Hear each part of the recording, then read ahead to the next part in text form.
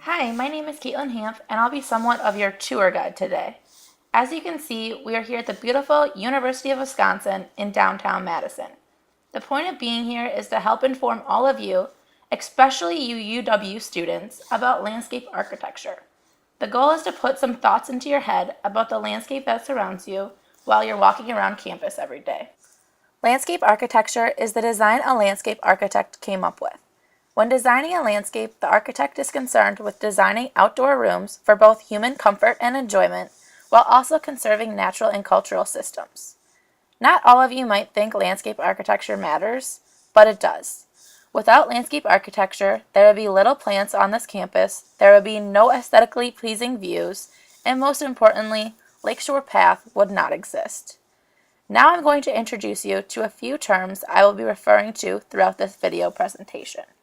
I will be discussing a variety of design themes, elements, and principles associated with some individual landscapes around the UW campus. A design theme is a big idea that describes a particular landscape and what the architect intended to get across. Design elements are elements architects use in their design, such as color, line, form, texture, mass, void, value, sound, and fragrance. The design elements are used to describe design principles. Some design principles are scale, proportion, balance, unity, rhythm, contrast, and hierarchy. I believe the overall theme of the UW-Madison campus is to provide students with an aesthetically pleasing and friendly environment to de-stress from academics while still being able to allow students to get everywhere they need to go in a timely manner. The first example I'm going to show you is of Lakeshore Path. Lakeshore Path's design theme is to tie the entire Lakeshore Nature Preserve together and create walking, biking, and running paths for all that wish to experience a free but beautifully designed nature path in order to get some exercise in. One of the design elements is monochromatic color. As you can see, the colors are different shades of green. There is also a definite void in space because there is need for room for people to travel through the center of the landscape design. Lakeshore Path has curvy lines because it was designed to resemble a natural setting. Some design principles include an intimate scale and rhythm.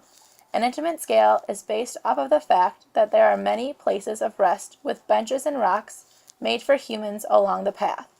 Rhythm is seen throughout this design because of the repetition of trees on the sides of the path, the color green, and the natural setting. The next example I'm going to show you is of Picnic Point. Picnic Point's main theme is to provide a nice destination for Lakeshore Path with a beautiful view of Lake Mendota for all to enjoy along the way. The elements involved in this design include a void in space at the actual end of Picnic Point, which involves a ring with places to sit and enjoy a picnic or fire. You can hear the rush of the water from Lake Mendota from all sides to create sound. Design principle examples include unity and hierarchy. One way unity is created is with the repetition and breaks that provide people with places to sit and take a break. Hierarchy is placed on the end point of Picnic Point, where there is a large break in nature with the large ring. Now let's take a look at Camp Randall. Camp Randall's theme was based off of the Civil War because of the 70,000 soldiers that went through Camp Randall when it was originally a training camp.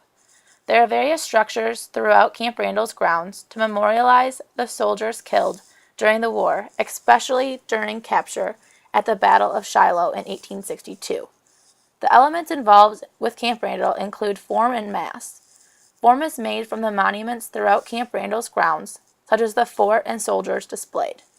The mass also comes from the monuments, but also from Camp Randall's stadium. Some of the principles include balance, hierarchy, and scale. All three of these principles tie in together in this example.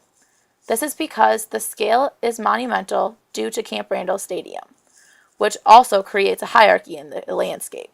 The balance of the landscape architecture is informal because of this monumental hierarchy on one side of the landscape. The last landscape we will be viewing today is the Allen Centennial Gardens. The theme of the Allen Centennial Gardens is to provide an outdoor classroom for students and the public to both learn and relax with nature.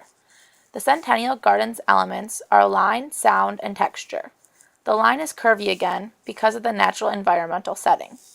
There is sound due to a water feature on the grounds, which also creates a relaxing atmosphere. Texture is created by the variety of materials used on these grounds, such as the trees, bushes, flowers, cement, rocks, and grass. Some of the design principles include proportion and balance.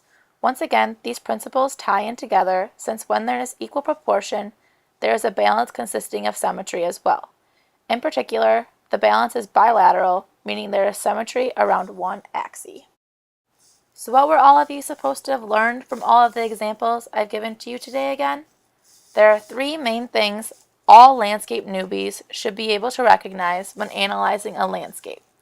They should be able to recognize a design theme, design elements, and design principles.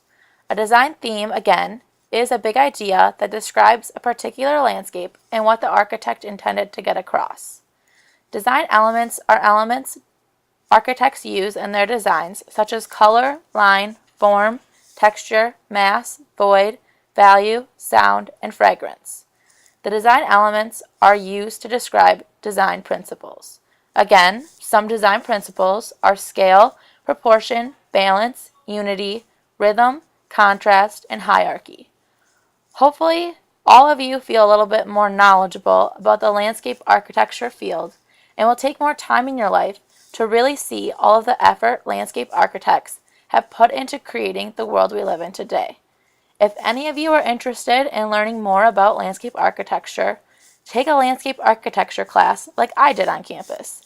I heard Landscape Architecture 250 is a great introductory class. Thank you.